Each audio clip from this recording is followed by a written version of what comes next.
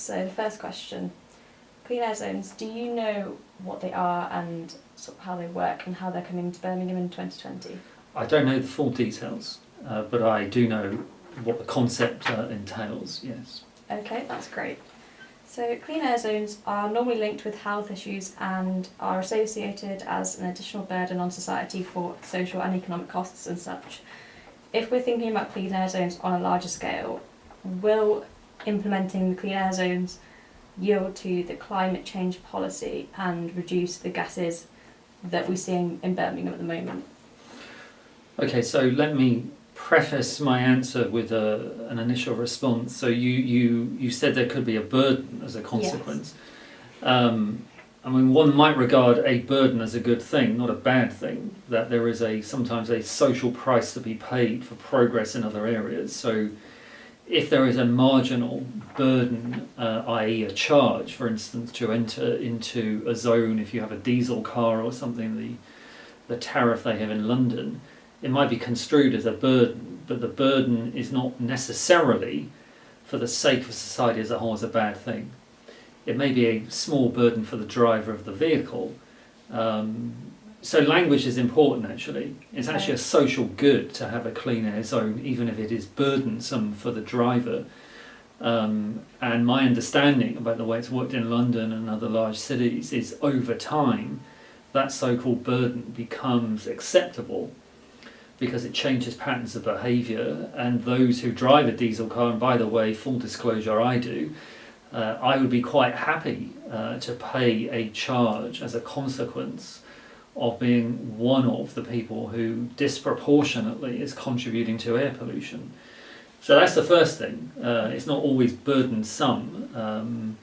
There is perhaps an acceptance of the need to have some fiscal or financial cost if you are a polluter. So polluter pays, effectively, is to put it crudely. So let's assume that it is regarded as a social good. The burden is something that society, I guess in the form of government or a city authority, recognises as necessary. Then the issue is implementation and policing, actually, and its effects. Is it likely to deter people from entering into a zone if they know they are to pay a charge? I have my views actually on what is more likely to work, but maybe you're going to ask me that in a moment. But I would start on the premise it is a good thing. It is a price that drivers should be prepared to pay for. And actually, given all the trends currently in favour of electric cars and against diesel and against leaded petrol, an initiative of this is working with the grain of what is regarded as socially acceptable. Okay, and would you say that this implement would actually have a good effect on these gases then? So do you think it would serve a good reduction for them? Well, again, let me start with a basic point. It's not likely to increase the use, so it can only work in one direction, which is to reduce the pollutants within a particular area. The issue is by how much. And if one is going to introduce it, there would presumably be some calculation as to the amount of traffic reduction which follows.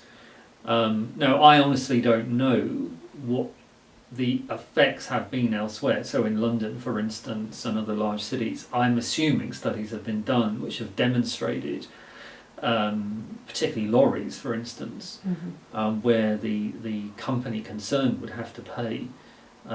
Studies would have demonstrated the benefits of this. Parallel cases include the use of toll roads on motorways, which has clearly changed the behaviours of people who drive a lot, and actually the time of day they drive also. If you introduce tariffs for certain types of day, periods of the day, it can ease congestion. So I'd be reasonably optimistic, but I think it would work if done in conjunction with other measures, many of which are already in train. I mean, it's next to impossible to park in Birmingham city centre. As I discovered last night, not for the first time, it's next to impossible to drive up to New Street Station in a car. and so on. There are other measures which can deter traffic use. The other one is parking, of course. If you have a good park and ride scheme, that will help. If you pedestrianise roads, that will help. All of which are happening. So this, for me, a clean air zone is one further measure to assist with measures already in train. Okay, that's great. Taking into account that emissions from the transport sector are covered by the effort sharing decision, fulfilment of which depends on the international policies of each member of the state, where is the UK in this progressive work, and what position is it in, do you think? I don't know the full answer to that question. It's very complicated. It's dependent on things which are currently in flux, actually, which is the United Kingdom's adherence to EU standards, because most of the environment standards which the UK currently implements are a consequence of it being a member of the European Union. And this is not only to do with the Paris Agreement and its predecessor, the Kyoto Protocol. There are many, many environmental instruments which have come out of the EU over the last 20 years, and the promise of the government is that those standards will be part and parcel of the transference of responsibilities back to UK government. I have my doubts, actually, as to whether that will happen in full, because it will be seen to be too onerous, and because of the nature of the fragility of the current government. This may be one area which they find difficult, actually, to get through Parliament. So, with some regret, the UK removing itself from the European Union is likely to give rise to a situation where it's less and less able, actually, to uphold some of its environmental standards. That said, recall the many years of integrating those standards has given rise to habits, both in central government and importantly local government, which will probably be difficult to remove. And it's also changed consumer behaviour and so on. So it's probable that the UK, certainly it has committed to stay alongside environmental standards at the EU level and at the international level, the Paris Agreement in particular. And there's considerable political benefits to be had from that. Very instrumental. You know, this is a vote winner, not a vote loser. So I hope the politics will allow for a continuation of the course the UK government has been on in the last 20 years or so as a consequence of international influences. Yeah, okay. So in terms of the clean air zones, you've sort of touched upon the charging and the non-charging as two options. So if we were to use the charging, do you think that it'd be more appropriate and that it would be a good option for Birmingham? Charging. This is to enter into particular parts of the city. I think in some senses it depends on the nature, well, it depends on the borders, where the border is set as to when the charge comes into effect. Whether that's, so as you know, London has got various zones for the congestion charge, and there's separate zones to do with transportation costs and so on.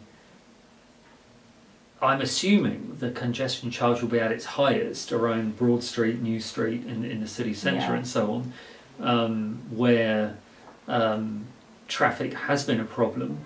Much less, by the way, than it used to be. When I was a student here many years ago, the traffic was much worse than it is now.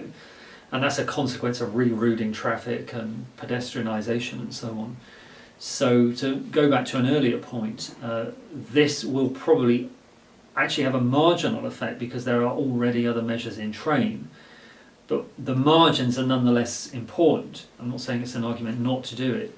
One should do it, if only to deter heavy duty transportation from entering the city centre to get onto the A38 and things like that to hit the M6. That is probably where it could take effect. So it would depend, I know it's getting a bit microscopic, so it would depend on the particular roads, some of which are still rat runs, to get to the motorways, whether that's the M6 or to the south, the M5 and the M42. Okay, so do you have any sort of opinion on what an average charge should be or would be appropriate for an average person in Birmingham so that they wouldn't be too annoyed about paying it? Not really, although I mean the only sensible thing I can say here is you would have to look at two possible comparisons. One is the congestion charge in London, which already exists, and the other is toll roads. So we know just outside London on the M6 towards Staffordshire there is a toll road, and there are charges and they vary by night and day, and that influences the way people drive. I know it's different coming to the city centre because you're parking. Now the sums there would give you an idea of what the limits of the tolerable are here. You clearly would need to set it somewhere around the cost of a bus journey or a taxi journey in. And I think you've probably got a question about income. I mean, there will be some people who won't care what the cost is because they can afford it. So it's very difficult, and I can't pretend to know the answer because in a way you need to do a study of the type of person who enters into the city, the type of car or lorry or vehicle they drive in order to set the correct fee. And remember also, commercial transport, it will be the company which pays, not the driver. And that also will have a very different effect on the way things are done. So I'm afraid to say it's complicated. I don't have the obvious answer for that one. Yeah, of course. How do you think the introduction of clean air zones could affect Birmingham's ability to compete on an international scale for the business and the economic growth? And do you think that this will help bring in or drive away more tourists, in fact, in how they'd be interested about it, or if they'd be put off because it was just too much of a cost? No, I don't think it will put tourists off. I mean, many tourists who come to Birmingham wouldn't necessarily be driving a vehicle anyway. They would come from the airport and then a taxi or a train, stay at the big hotels. Birmingham is not the sort of place you drive to as a destination to take a break or a holiday. So in that sense, I don't think it would matter terribly. I also think, get to the first part of the question, it should be sold as a positive. Birmingham is a global city, it's outward facing, it's taking measures like New York and Tokyo and Berlin, which have introduced measures of this sort. So Birmingham is actually forward looking. This should be seen as a positive. Yeah, that's great. So we've done some studies and surveys with the public, and many of the people that we spoke to actually did raise concern about the cost of having to use public transport or alternative transport, and how this might affect the businesses that actually sit in the city centre. Businesses might not want to move their companies elsewhere if it's too much cost to do this. Do you think that clean air zones would have this effect on businesses? That depends on whether or not people are driving in order to get to work, and it would certainly be the case that is true of some. So for instance, if a clean air zone covered the University of Birmingham, a lot of people drive, me included. That said, the people who work at the University of Birmingham, the academic staff, earn above the average, so they would probably be able to afford it. Some awareness would need to be given to the type of individual here, because clearly if someone is on a low income and is travelling in and it affects their ability to travel, it's very different from a manager or an owner of a small business who might be able to factor it in. So it's very difficult because it depends on the income level of the individual who is likely to be charged, and of course the type of vehicle. If you're driving a four-wheel drive diesel car in, you are more of a polluter. Now I realise that could be dealt with because there are various ways you can adjust the tariff to the size of the car with smart metering and cameras and so on. What you can't deal with is the income of the individual who is being charged, because it's very difficult. Well, you won't know as they enter the city. So I realise this is giving you a direct answer, and it's another version of saying it's complicated, and it is. Now, it may well be the case that one way around this is there are forms of reimbursement. So if a small business is situated in a part of the city where there is a clear air zone and it feels it is going to be disadvantaged, part of the money raised by the clean air zone tariff is returned to the business if it feels it's being disadvantaged in some way. I realise that's probably a very complex process to work through, but that may be one answer. Yeah, okay, thank you. That's all the questions. Okay. Thank you for your time. Good, thank you.